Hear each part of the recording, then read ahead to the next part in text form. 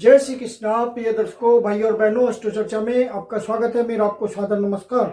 इस वीडियो में हम चर्चा करेंगे जो वृषभ लग्न के व्यक्ति हैं अर्थात टॉरस एसेंडेंट है, उनका दिसंबर माह कैसा गुजरेगा, एक संक्षिप्त पर चर्चा करेंगे। आप यदि वृषभ लग्न के व्यक्ति हैं तो ये वीडियो आपके लिए है। ये प्रथम भाव है, यहाँ 2 नंबर लिखा हुआ, अर्थात ये वृषभ लग्न की कुंडली को, टॉरस एसेंडेंट को इंडिकेट करता है। 1 दिसंबर को जो गुजरी परिस्थितियां हैं उसको यहाँ दिखलाया हुआ है और दिसंबर माह में जो महत्वपूर्ण गोचरीय परिवर्तन है उसको यहाँ डिस्प्ले किया हुआ है। आपके लग्नेश जो वृषभ लग्न के स्वामी हैं शुक्र देवता, वो सप्तम भाव पे गोचर कर रहे हैं और 20 तारीख को फिर अष्टम भाव पे आएंगे, धनु राशि में गोचर करेंगे। तो 20 तारीख से पहले पहले आपके लिए बढ़िया समय है, क्योंकि शुक्र देवता यहाँ गोचर करते हुए आपको देख रहे हैं, लग्न को देख रहे हैं, तो लग्न की स्थिति मजबूत हो गई।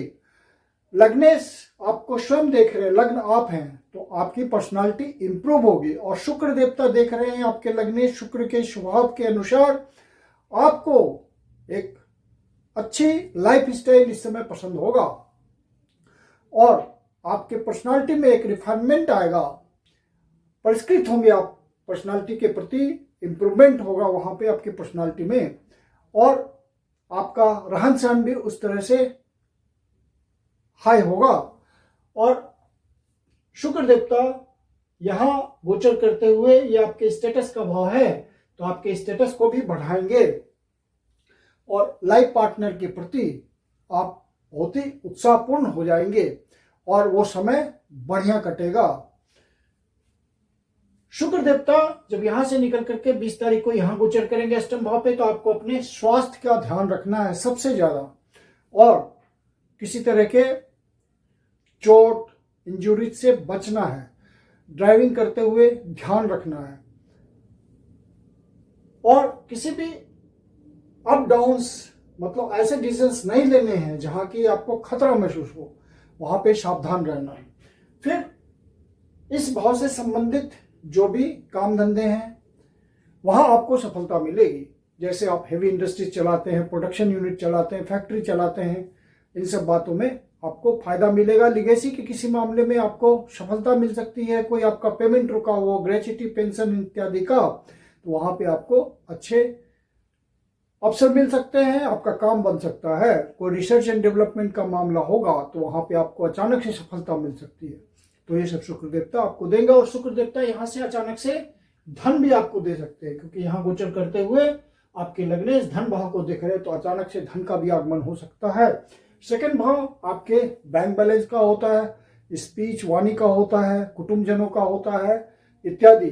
तो इसके जो स्वामी ग्रह हैं वो 6ठे भाव पे गोचर कर रहे हैं, तो कर्म संबंधी बातों से आपको धन की प्राप्ति होगी। इस भाव से संबंधित आपका कर्म होगा, तो वहां पे आपको ऐसी प्लानिंग करेंगे कि कुछ विशेष धन की प्राप्ति होगी। जैसे कि आप डॉक्टर हैं या लॉयर हैं या किसी भी तरह के झगड़े का निपटारा करते हैं, किसी भी तरह के पुलिस सेवा में हैं, तो वहां पे आपको जो भी, या जो ड्यूटी करते हैं डिसिप्लिन वे में 9 to 5, वो इस भाव से इंडिकेट होता है। तो वहां पे आपको कुछ नए अवसरों की प्राप्ति होगी, जिससे आपको अच्छे धन की प्राप्ति हो सकती है।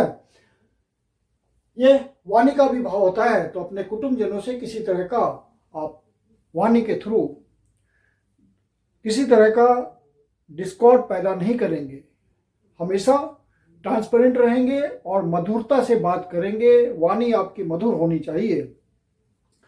फिर बुध देवता यहां से निकल करके 6 तारीख को ही आपके सप्तम भाव पे आ जाएंगे।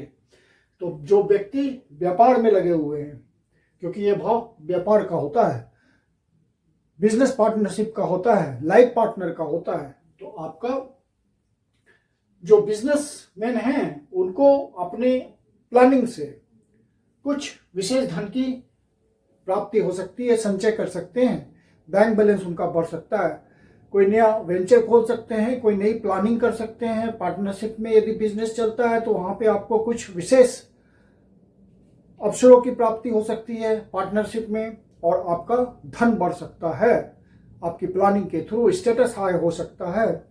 और बुध देवता यहां से निकल करके फिर 29 तारीख को अष्टम भाव पे आएंगे, मतलब ऑलमोस्ट पूरा महीना सप्तम भाव पे ही गोचर कर रहे हैं। तो आपको द्वितीय भाव का और पंचम भाव का फल मिलेगा। यदि आपका कोई प्रेम प्रसंग है तो वहां पे वो परिणत हो सकता है आपके मैरिज में। यदि आप लॉन्ग टर्म के रिलेशन में बढ़ना चाहते हैं तो मैरिज का भी योग बनेगा। यदि आप स्पेकुलेशन के क्षेत्र में हैं, शेयर मार्केट के धंधे में हैं, या किसी तरह का बेट लगाते हैं, लॉटरी खरीदते हैं, तो इन सब बातों में आपको फायदा हो सकता है यदि आप सोच समझ के निर्णय ले तो।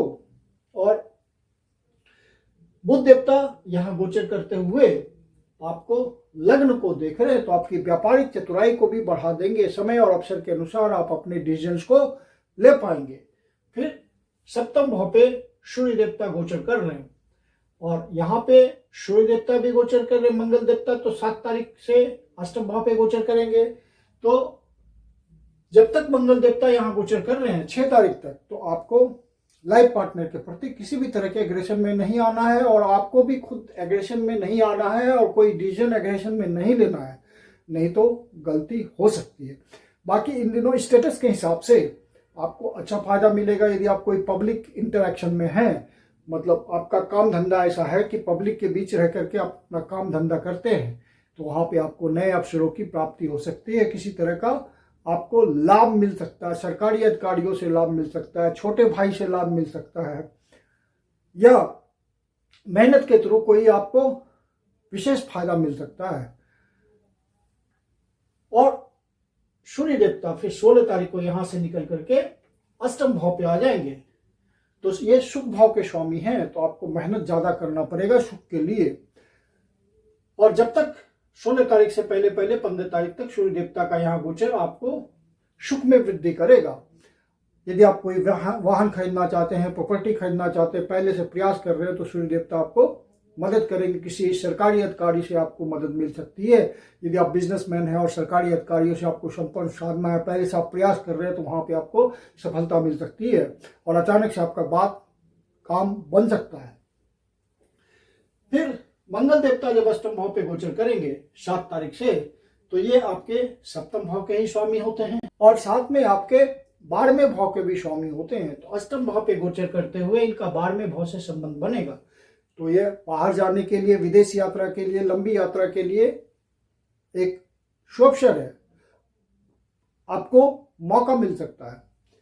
व्यापार के सिलसिले में आप बाहर निकल सकते हैं, लंबी यात्रा कर सकते हैं, अचानक से आपको कोई फायदा हो सकता है। और इन लॉज से आपको कुछ विशेष फाइनेंशियल सपोर्ट मिल सकता है, वाइफ से कुछ धन की प्राप्ति हो सकती है। लेकिन जब तक मंगल देवता यहाँ गोचर कर रहे हैं 8वें भाव पे, अपने रिलेशंस का ध्यान रखिएगा। पति पत्नी के बीच, लाइफ पार्टनर के साथ किसी भी तरह का वैमनस्य नहीं पालना है, डिस्कॉर्ड को नहीं बढ़ाना, आपसी समस्याओं को सुलझा लेना है बैठ करके। भाग्य भाव के और कर्म भाव के स्वामी लाभ भाव पे गोचर कर रहे हैं। शनि देवता 28 नवंबर को ही मार्गी हो चुके हैं और यहाँ ही गोचर कर रहे हैं मीन राशि में, तो आपको बढ़िया फल देंगे। यहाँ पे जब क्रूर ग्रह 11वें भाव पे गोचर करते हैं तो अच्छा फल देते हैं, अच्छा धन देते हैं। तो आपको भाग्य के थ्रू, कर्म के थ्रू अच्छे धन की प्राप्ति होगी, रेगुलर इनकम की अच्छे स्रोत मिलेंगे। ये कोई आप सर्विस में हैं तो वहां पे आपको कोई इंसेंटिव मिल सकता है, कोई प्रमोशन मिल सकता है, कोई पेंडिंग आपका अमाउंट क्लियर हो सकता है, बॉस का फेवर मिल सकता है। यदि आप ऑनेस्टी, सिंसियरिटी, डेडिकेशन के साथ अपने काम धंधे को करते हैं तो वहां पे शनिदेव का आपको फेवर मिलेगा, भाग्य का साथ मिलेगा, पिता का सहयोग मिल सकता है, बड़े भाई का आर्थिक मदद मिल सकता है, क्लोज फ्रेंड से आपको फाइनेंशियल सपोर्ट मिल सकती है जरूरत पड़ने पे, बड़ी बड़ी संस्थाओं से, नेटवर्किंग से आपको कुछ मदद मिल सकती है, उनसे लाभ उठा सकते हैं आप। तो ये सब फल आपको देखने को मिल सकते हैं। राहु देवता ऑलरेडी 10वें भाव पे गोचर कर रहे हैं, तो आप ऑफिस पॉलिटिक्स से बचिएगा। बिजनेसमैन है तो सोच समझ के आपको डिसीजंस लेना है, क्योंकि राहु देवता जिस भाव पे गोचर करते हैं उस भाव के प्रति आपको ऑब्सेस्ड कर देते हैं और आप बहुत ज्यादा सोच पाते हैं, व्यवहारिक रूप से सोच नहीं पाते ज्यादा। आप चूंकि ऑब्सेशन है तो आप ज्यादा हाई फाई सोच लेते हैं, तो वहां पे आपसे गलती हो जाती है और ऑफिस पॉलिटिक्स से बचेंगे आप जब तक राहु देवता यहाँ गोचर कर रहे हैं और केतु देवता यहाँ पे चौथे भाव पे गोचर कर रहे हैं। तो माता के स्वास्थ्य में कमी हो सकती है। यदि आपकी कुंडली में ओरिजिनल नेटल चार्ट में केतु देवता की स्थिति ठीक नहीं है और आपका समय खराब चल रहा है ऐसा आप महसूस कर रहे हैं तो किसी योगी ज्योतिषी से दिखाएं, पर्सनल कंसल्टेशन ले और उनके बताए हिसाब से आप अपना रेमेडी करें तो ज़्यादा लाभ होगा। जनरल रेमेडी यह होती है केतु देवता की काले कुत्ते को खाना खिलाएं और राहु देवता के कारण आपको परेशानी हो रही है तो आप राहु देवता के बताए उपाय करें जिनसे आपने सलाह लिया है, या जनरल उपाय यह होता है कि किचन में खाना खाएं। और मंगल देवता 8वें भाव पे गोचर करेंगे तो हनुमान जी की उपासना करें। सूर्य देवता 8वें भाव पे गोचर करेंगे 16 तारीख के बाद तो आदित्य हृदय स्तोत्र का पाठ कीजिए तो ये सब इनकी पावर को बनाए रखेंगे और आपको नेगेटिव रिजल्ट नहीं देने देंगे, आपके सारे काम सुचारू रूप से चलेंगे। और बृहस्पति देवता 3य भाव पे गोचर करके आपके प्रयास में सफलता दे रहे हैं। जो भी आप प्रयास करेंगे उसमें आपको सफलता मिलेगी क्योंकि बृहस्पति देव उच्च के गोचर कर रहे हैं और वक्री अवस्था में ही आपके 5 तारीख को 2य भाव में चले जाएंगे तो धन की प्राप्ति कराएंगे। आपके पुराने रुके हुए धन संबंधी कार्य जो हैं उसको पूरा कराएंगे। तो आप ध्यान दीजिए कि धन संबंधी कौन से कार्य आपके रुके हुए हैं उनको पूरा करने की कोशिश कीजिए। और चंद्र देवता 6ठे भाव 8वें भाव 12वें भाव पे जब गोचर करते हैं तो उन दिनों का ध्यान रखिए। चंद्र देवता 6ठे भाव पे गोचर कर रहे हैं तुला राशि में 15 और 16 तारीख को, तो इन दिनों आप अनावश्यक किसी से बात विवाद में न उलझे। सीनियर सिटीजन है तो अपने स्वास्थ्य का ध्यान रखें। और चंद्र देवता 8वें भाव पे गोचर कर रहे हैं धनु राशि में 20, 21 और 22 तारीख को, तो इन दिनों कोई नेगेटिव न्यूज मिले, मन दुखी हो तो शिव जी के मंदिर में जा करके उनका शिवलिंग का जल से दूध से अभिषेक करें, ओम नमः शिवाय का जाप करें, शिव जी आपकी पीड़ा हल लेंगे, या विष्णु सहस्त्र नाम का पाठ करें। और चंद्र देवता जब 12वें भाव पे गोचर करते हैं मेष राशि में कर रहे हैं वह 1, 2 और 3 तारीख को, फिर 29 और 30 तारीख को, तो इन दिनों आपका खर्चा बढ़ा हुआ हो सकता है। कोई बाहर की यात्रा भी हो सकती है या देश के भीतर सुदूर प्रदेशों की भी यात्रा हो सकती है काम के सिलसिले में या पर्सनल फैमिली एंजॉयमेंट के लिए, तो वहां पे अपने बजट को संतुलित रखें। तो कुल मिलाकर के परिस्थितियां आपके अनुकूल है। मैं कुंदन शर्मा आप लोग का हार्दिक स्वागत करता हूं। यदि आपके जीवन की कोई समस्या पर्सनल कंसल्टेशन ज्योतिष के माध्यम से लेना चाहते हैं तो आप कंसल्टेशन के लिए बुकिंग कर सकते हैं। बुकिंग के लिए व्हाट्सएप नंबर है 9212224958। मेरी अपनी कंसल्टेशन शुल्क होती है। धन्यवाद।